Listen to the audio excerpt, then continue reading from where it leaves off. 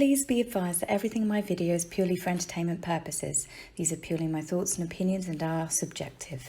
I must advise you to please do your own research.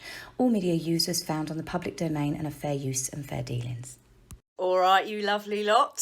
Morning. I thought I'd do a different hello because I've been looking through my videos recently and all I see every single time is, hey guys, hey guys, hey guys. So I thought I'd mix it up. So morning.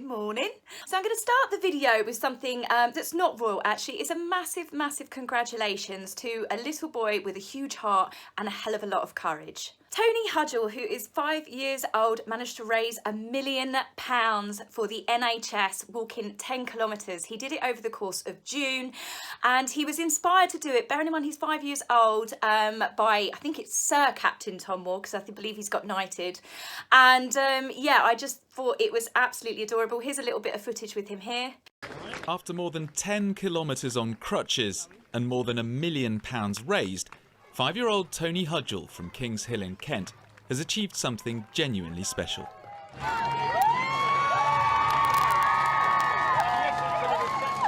Inspired by Captain Tom's 100-lap garden challenge back in April, Tony had a sad start in life and he's a double amputee. He actually was just starting to learn to walk on his new prosthetic legs when he decided to take on this challenge.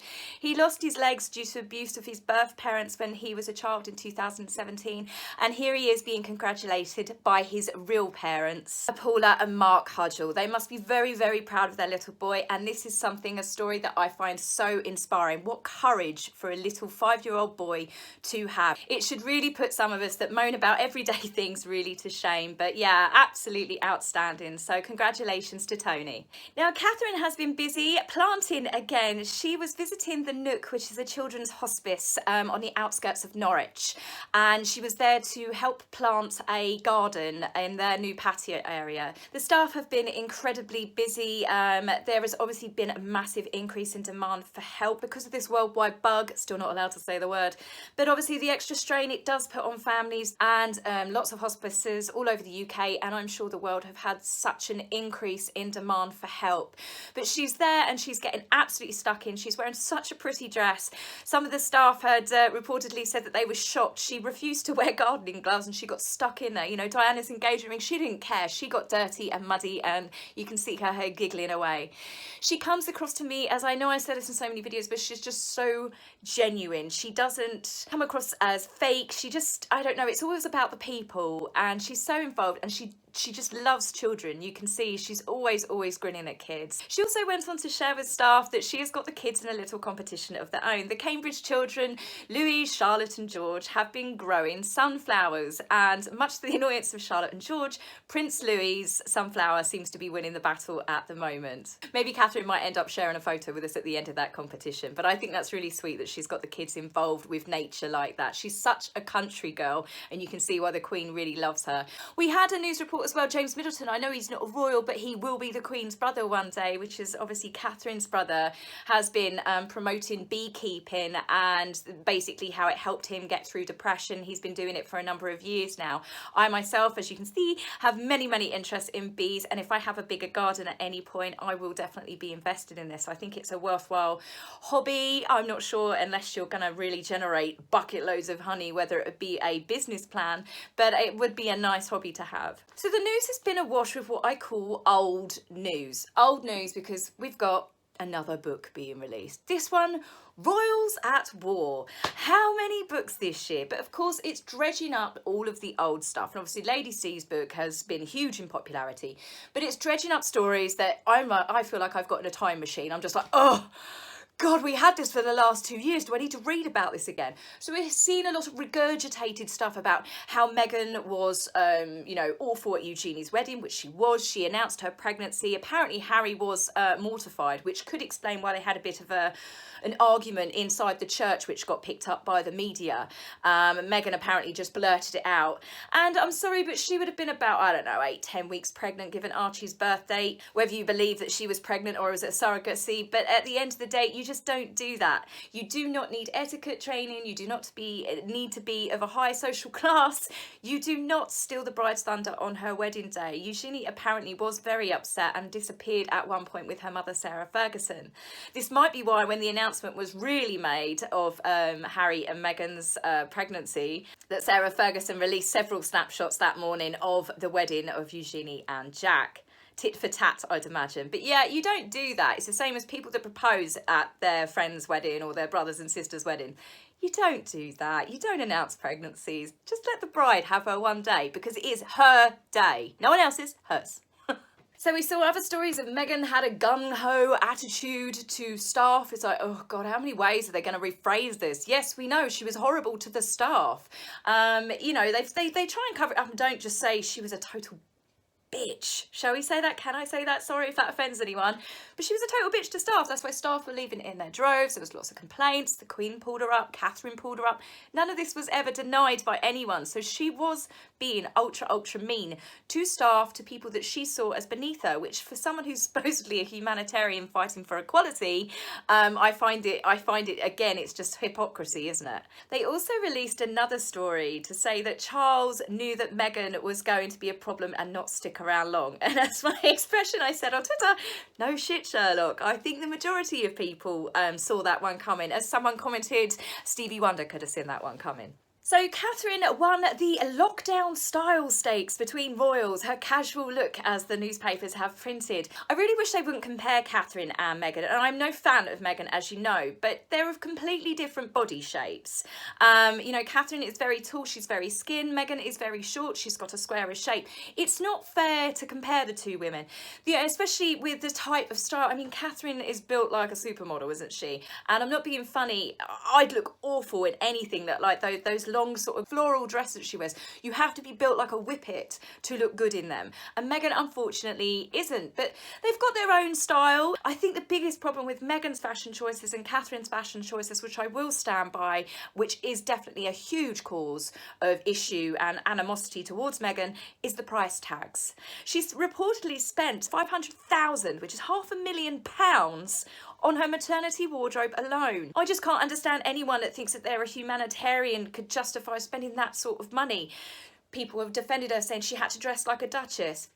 How do you dress like a duchess? Yes, okay, you're not going to be shopping in New Look and Primark or JCPenney's, but she spent £1 million probably over on clothes and jewellery. Jewellery, okay, a majority of that was probably gifts, but clothes, £1 million in 18 months.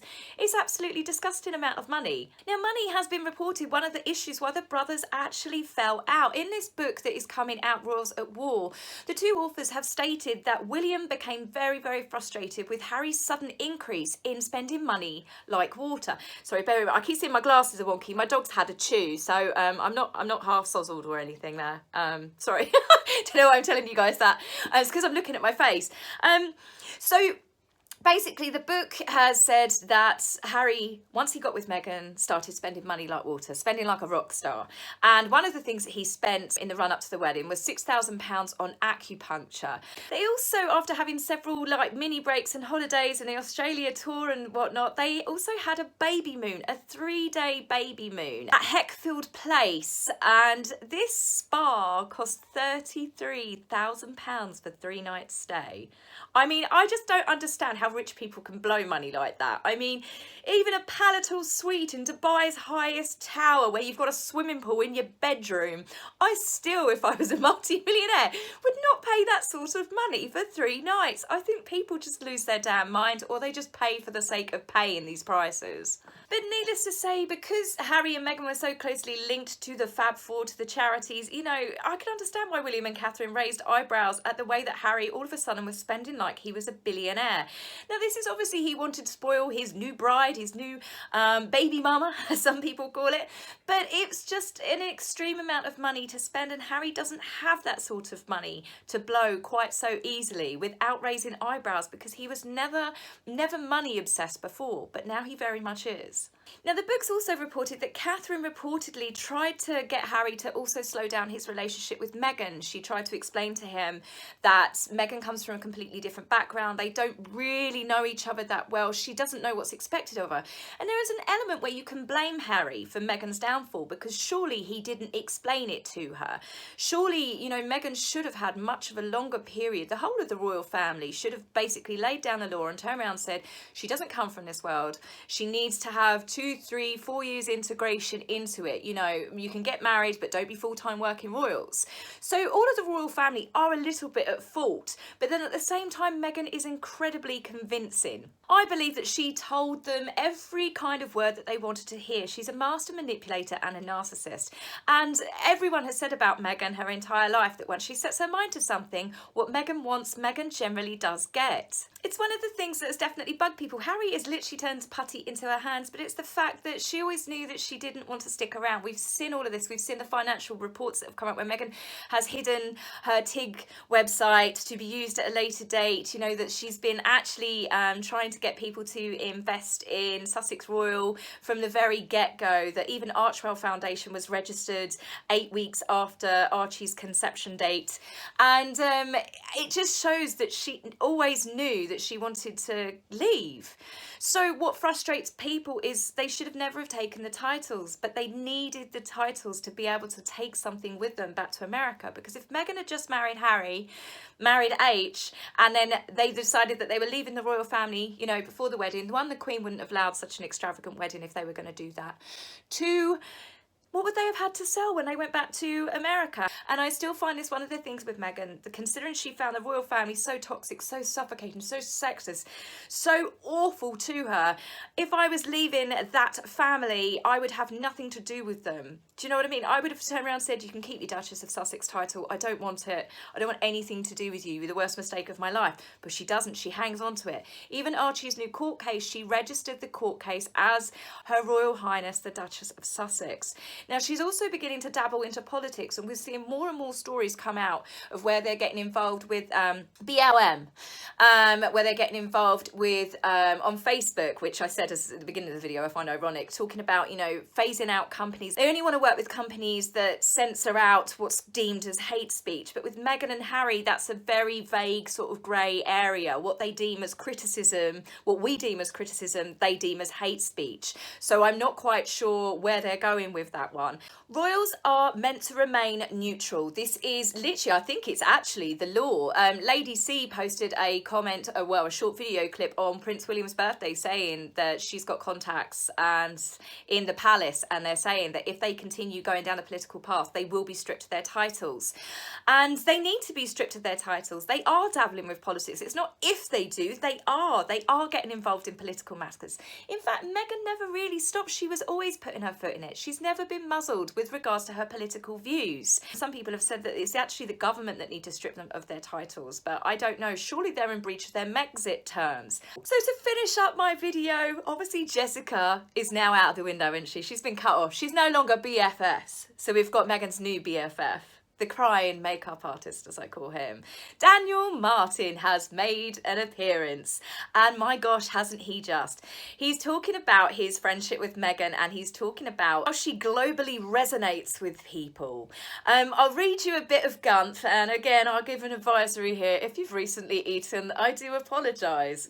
I'll try not to giggle my way through it as well. Meghan globally resonates, not just because of how she looks, but who she is. Meghan has apparently changed the beauty industry for the better. He goes on to say he feels a personal responsibility to associate himself with her.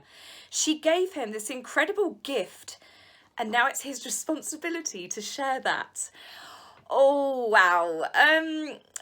God, it's that whole, I'm not sure if I say the word right, but sycophant, I'm sure it's sycophant. But it's just the extreme that he goes to say how wonderful Meghan is. It's like he's talking about Mother Teresa. She's a saint. You know, she's changed the world. She's changed his life. Everyone globally resonates with her. Oh, people globally resonate with her, all right, but it's just not in a positive way. I mean, how many people have you ever met or seen or read about ever in your entire life? Actresses, poets, singers, songwriters, playwrights that have ever needed this number of people to sing their praises, to tell the world how kind they are, how gracious they are, how wonderful they are, how inspiring they are. They don't, do they? So the way I view it and other people view it is, you are protesting way too much for it to be true. Nobody needs this many positive stories put out there about them, because if they were a positive and kind and gracious and genuine and wonderful person, then people wouldn't need to hear about that on a daily basis, especially from makeup artists, facialists, who else have we had? We've had hairdressers. And all you can do is look at people that have had real relationships in Meghan's life. She's broken a lot of hearts on the way. She has cheated on people, and she has basically separated and hurt from her entire family, her friends, anyone that's ever spent any decent amount of time in her life, and most recently Jessica. So Daniel, whilst you might think that you're BFF at the moment, you're just being used just as much as you're using Meghan. And when basically the table has turned and Meghan has had enough of you, or you haven't actually said the right thing, she'll use the same excuse that she did with Jessica, that he is purely using Meghan and always has to promote his own career. Because to be fair, until that really shoddy wedding day makeup, no one had really heard of him. So that's it for this video, guys. Hope you enjoyed, and I'll be back with you guys very, very soon. Take care. If you like my video, please remember to like and subscribe. Please, angry typists, you will be blocked, so save your fingers to time. If you would like to buy me a coffee, please go to my About page and click the link. Love, Taz.